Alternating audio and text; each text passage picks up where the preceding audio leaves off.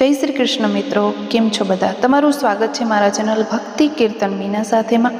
હું છું બીના અને આજે હું તમારા સાથે શેર કરીશ સફલા એકાદશીની વ્રત કથા, તેનો મહિમા અને પૂજન વિધિ. તો મિત્રો, વિડીયો ગમે તો એક લાઈક જરૂરથી કરજો. તો ચાલો આપણે કથા સ્ટાર્ટ કરીએ.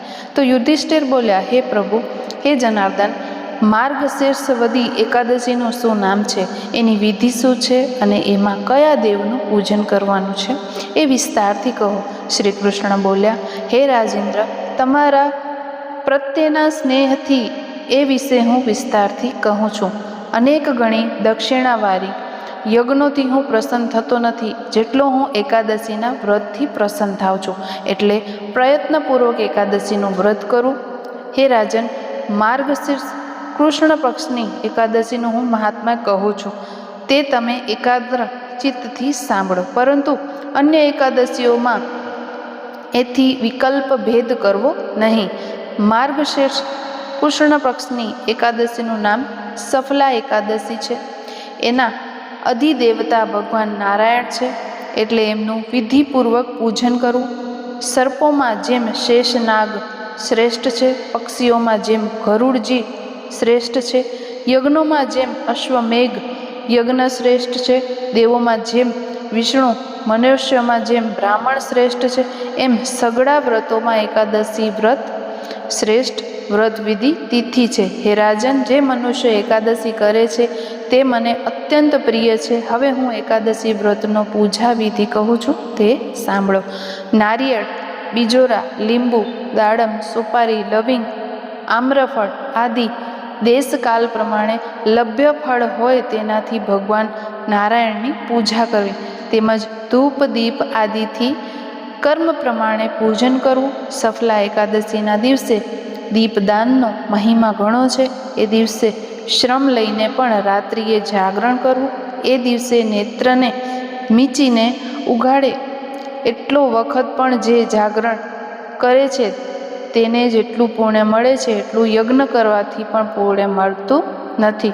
5000 વર્ષ સુધી તપ કરવાથી જેટલું ફળ પ્રાપ્ત થાય છે એટલું ફળ સફલા એકાદશીના મહાત્મ્યની કથા સાંભળવાથી પ્રાપ્ત થાય છે. ચંપાવતી નામની સુપ્રસિદ્ધ નગરીમાં માહિષ્મત નામનો રાજા હતો. એણે 4 પુત્ર હતા. એમાં જ્યેષ્ઠ પુત્ર મહાપાપી હતો. એ પર સ્ત્રીગામી અને ધૂત અને વેશ્યામાં આસક્ત હતો. એ પાપિષ્ઠ પિતૃદ્રવ્યોનો સર્વનાશ કરવા માંડ્યો. એ દુષ્ટ કર્મમાં દેવો અને બ્રાહ્મણોની નિંદામાં તેમજ વૈષ્ણવોની કુથલીમાં સદા રત રહેતો. એનું નામ લુંપક હતું. માહિષ્મત રાજાએ એ દુરાચારીને પોતાના રાજ્યમાંથી હાંકી કાઢ્યો. એટલે એના સ્વજનોએ, સેવકોએ અને રાજ્ય પરિવારના સર્વ જનોએ પણ એનો ત્યાગ કર્યો.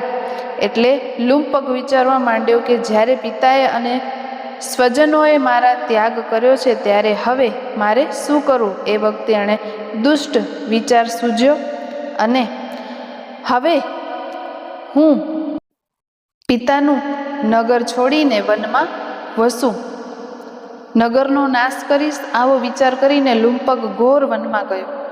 પછી રાત્રિએ નગરમાં આવી લુંપક મનુષ્યની હત્યા કરતો અને ચોરી કરતો. એણે પાપ કર્મથી સઘળું નગર નષ્ટ ભ્રષ્ટ કરી નાખ્યું. લોકોએ એને ઘણીવાર પકડ્યો, પરંતુ રાજાના ભયથી ઘણીવાર છોડી દીધો. પૂર્વજન્મના પાપથી એ રાષ્ટ્ર ભ્રષ્ટ થયો અને વનમાં નિત્ય માંસાહાર અને ફળ ખાઈ પોતાનો નિર્વાહ કરતો. એ દુષ્ટ જે આશ્રમમાં રહેતો એ આશ્રમ ભગવાન વાસુદેવને પ્રિય હતો. ત્યાં ઘણા વર્ષો જૂનો પીપળો હતો, જેમાં એ વનમાં દેવની જેમ પૂજા કરતો હતો. ત્યાં એ પાપ બુદ્ધિ લુંપક વસતો, દુષ્ટ કર્મોના રત રહેતો અને સદા નિંદિત પાપ ક્રમ કરતો. આમ કરતાં કરતાં માર્ગશીર્ષ માસ આવ્યો, સફલા એકાદશી આવી. એ રાત્રિએ ઘણી ટાઢ પડી. લુંપક પાસે વસ્ત્ર હતું નહીં, એટલે ટાઢથી પીડા પામી બેભાન થઈ ગયો. પાછો એ ભાનમાં આવ્યો એટલે પીપળા નીચે ગયો, પરંતુ ટાઢથી પીડાથી અને નિંદ્રા આવી નહીં. ટાઢથી ધ્રુજતા એણે રાત્રિના વિતાવી અને સૂર્યોદય થયો છતાં એ અશક્તિથી ઊભો થઈ શક્યો નહીં. આ સફલા એકાદશીના દિવસે મધ્યાહન સમયે સેજ શક્તિ આવી એટલે લથડતો એ વનમાં ફરવા માંડ્યો. એ ક્ષુધા અને તૃષાથી પીડાતો હતો, પરંતુ જીવ હત્યાની પણ એ દુરાચારીમાં શક્તિ રહી નહોતી. એટલે ભૂમિ પર પડેલા ફળ લઈને એ પીપળા પાસે આવ્યો. એ સમયે જ સૂર્યાસ્ત થયો. એ દુઃખથી પીડાઈ હવે મારું શું થશે એમ વારંવાર વિલાપ કરવા માંડ્યો અને વનમાં લાવેલા ફળ એને પીપળાના મૂળમાં મૂક્યા અને કહ્યું, આ ફળથી ભગવાન વિષ્ણુ પ્રસન્ન થાવ. એમ કહી એણે ફળ ભગવાનને ધર્યા અને પોતે બેસી રહ્યો. રાત્રિમાં એણે નિંદ્રા આવી નહીં એટલે ભગવાન નારાયણે એને જાગરણ માન્યું અને એણે ધરેલા ફળને નૈવેદ્ય માન્યું. આમ લુંપકે અકસ્માતથી અને અસાવધાનતાથી સફલા એકાદશીનું વ્રત કર્યું. એટલે એને વ્રતના પ્રભાવથી નિષ્કંક પોતાનું રાજ્ય મળ્યું. હે યુધિષ્ઠિર, પુણ્ય કર્યા પછી એણે રાજ્ય કેવી રીતે મળ્યું તે હવે સાંભળો. એકાદશીની રાત્રે ગઈ એટલે અરુણોદય સમયે એક દિવ્ય અશ્વ એમની પાસે આવ્યો. એના પર દિવ્ય સામગ્રી હતી. એ અશ્વ લુંપકની સમીપમાં આવીને કહેવા લાગ્યો, હે રાજકુમાર, સફલા એકાદશીના પ્રભાવથી પ્રસન્ન થયેલા ભગવાન વિષ્ણુના અનુગ્રહથી તને સારું શત્રુ રહિત રાજ્ય મળશે.